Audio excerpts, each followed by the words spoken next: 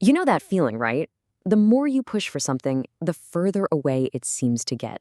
It's it's incredibly frustrating, and we've all been there. Well, today we're going to flip that whole idea on its head.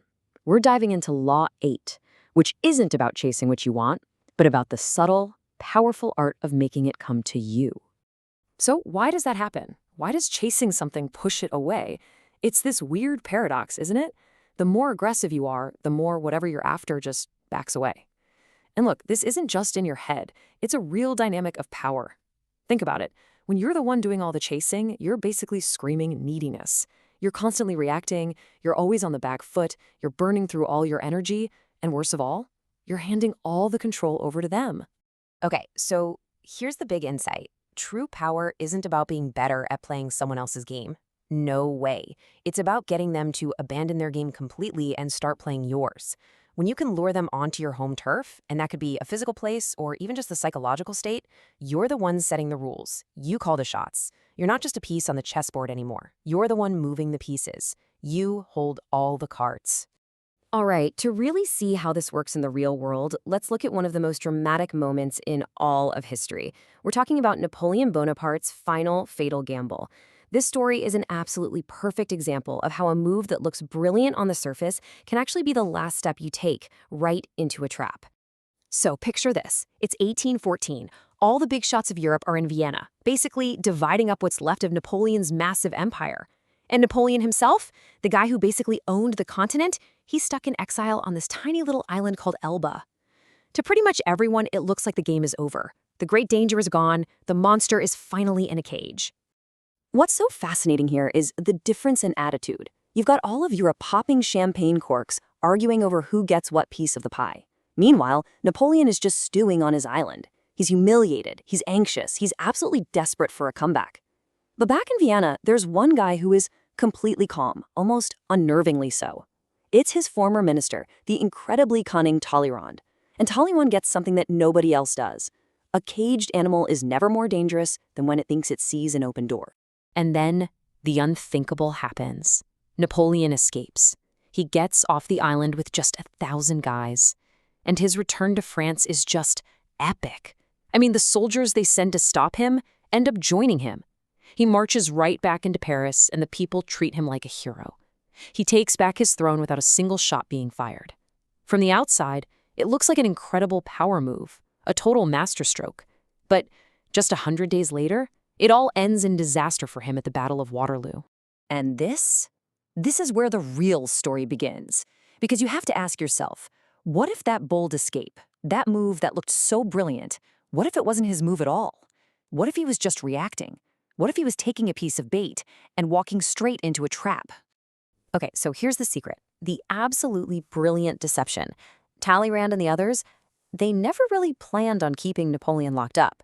They knew him too well. They understood his psychology. They knew his massive ego and his crazy ambition. Those were the real prison bars. So they just quietly left the door unlocked. They let him escape. They dangled the perfect bait.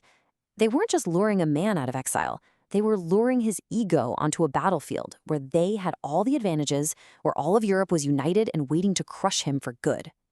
There's this amazing quote from a diplomat at the time that just sums up Talleyrand's thinking perfectly. He said, Talleyrand set the house ablaze in order to save it from the plague. Think about that. The plague was Napoleon, this constant threat. The house was Europe. By letting him escape, they were luring the disease out into the open so they could destroy it in one final decisive battle. It was like radical surgery. And Napoleon, he thought he was making this brilliant move, taking back control, but really? He was just acting out a part in a play that his enemies had written for him. So the Napoleon story is this huge, dramatic example of a perfect trap. But what is it about bait that works so well on a psychological level? Let's get into that. We're going to break down 3 different kinds of bait you can use to get other people to come to you. Okay, first up, baiting with exhaustion. This one is brutal. Take the Russo-Japanese War back in 1905. The Japanese Navy was clever. They didn't chase the massive Russian fleet all over the ocean. Instead, they fed them bad intel, tricking them into taking this insane 10,000-mile detour. By the time the Russian ships finally showed up for the fight, their crews were completely wiped out, totally demoralized. The Japanese just picked them apart. You can see this in the business world, right? Making your rival waste a ton of money and time chasing a product that doesn't exist, and then you strike when they're weak and overextended. Next up, we have bait that plays on good old-fashioned greed. This is a classic. There was this robber baron back in the 19th century named Daniel Drew, and he was a genius at this. What he'd do is he'd accidentally drop a handkerchief on Wall Street, and inside would be a little note with a fake stock tip. Some greedy investor would find it, think they'd hit the jackpot with some secret info, and they'd rush to buy up that stock.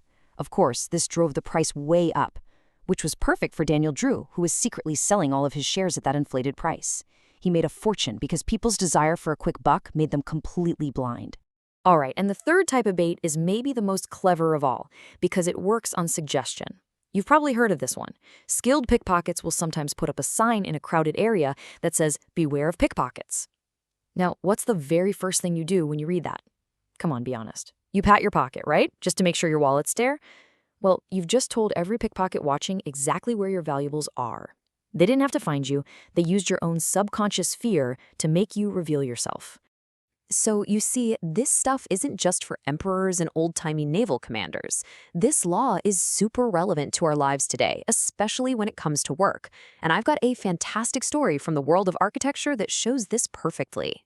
So there's this genius architect, Filippo Brunelleschi. He gets the job of a lifetime, build the giant dome for the Florence Cathedral. But there's a catch, a big one. The city officials make him share the job with his biggest rival, a guy named Ghiberti. And Ghiberti, well, he's only there because he knows the right people. He doesn't have the skills. Now, Brunelleschi knows that if he just starts a fight, it'll be a political disaster for him. So what does he do? He could fight, he could argue, but he's smarter than that. Instead of action, he chooses inaction. It's brilliant. He just goes home one day and says, "I'm sick. I can't work." All of a sudden, there's this huge vacuum. Ghiberti has to take over all by himself. And within days, it's a complete train wreck. The guy has no idea what he's doing. The project grinds to a halt, everyone's panicking, and the city officials have to go, hat in hand, back to Brunelleschi's house and literally beg him to come back. And of course he does, but now it's on his terms, with full control and a pay raise. He didn't chase them. He made them come to him. Now, it's super important to remember that, like all these laws of power, this one isn't foolproof. There's a big exception. Making people come to you is an amazing defensive move, but it's not always the best play. Sometimes you just gotta attack. Okay, so let's break it down. The patient bait and wait strategy, that's perfect when time is on your side and you're in a strong position. It saves your energy. But what if you're running out of time? What if your opponent is weaker than you right now? That's when you flip the script. A fast, aggressive attack can be absolutely devastating. You grab the momentum, you crush their morale, and you force them into making stupid mistakes out of panic. The legendary boxer Joe Louis had a famous saying that nails this idea. He can run, but he can't hide. See, his whole strategy wasn't about waiting. It was about pure, relentless offense. He gave his opponents no space, no time to think. And sometimes that's the only answer, just overwhelm them. The real skill is knowing which strategy to use and knowing when to wait and when to go for the throat. But when you really boil it down, the heart of Law 8 comes back to this idea of a honeyed bear trap. The smart hunter doesn't run himself ragged chasing a bear all over the forest. Of course not. He learns the bear's habits, he figures out its path, and he lays out some sweet honey as bait. Then he just waits. It shows us that true control isn't about running around and making a lot of noise. It's about smart, calculated inaction. So that brings us to the final question, and this one's for you to think about. As you go about your life, at work, in negotiations, even in your personal relationships, take a second and ask yourself, am I the one who's always chasing, always reacting, always burning myself out?